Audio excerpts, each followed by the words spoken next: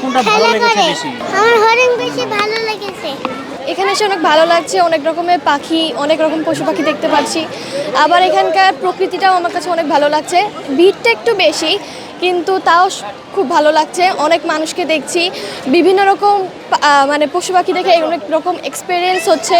সব কিছু মিলে খুব ভালো লাগছে। দুইটা হাতে একসাথে তারা করছিল, মানে ঝগড়াঝাটি করছিল, সেটা দেখে আমার খুব ভালো লেগেছে। বানর দেখেছি আর আছে হরিণ দেখেছি। এটি তো দেখি ওই নিত্য নতুন জিনিস আনলে 10 টাকা বেশি নিলেও সমস্যা নাই, তারা রেটটা 50 টাকা। এরকম কি দেখার মতো ওই আগের পুরনো জিনিসে কিছু কিছু জিনিস আছে টাকা দিলে ভালো কিছু দেখাইতে হয়, পাবলিকতে টাকা নিলে ভালো কিছু দেখাইতে হয়। হ্যাঁ তো ওই আগের দিয়ে আমি আগে ঢুকছি 30 টাকা, এখন বর্তমানে নয় 50 টাকা। মাংকি কলা খায়, অনেক কিছু খায়, খেলে, খাওয়া দাওয়া করে, ঘুমায়। বিভিন্ন ধরনের বাদর, ছোট বাদর, বড় বাদর। আমি দেখে একটা আশ্চর্য হয়ে গিয়েছে। আমি 2 নম্বরে দেখছি হাতি একটা ছোট একটা হাতি, অনেক বড় একটা হাতি। তো জিরাফ দেখে আমি খুশি হয়েছে। জিরাফের মধ্যে কালো সাদা মিলিয়ে একটি রং।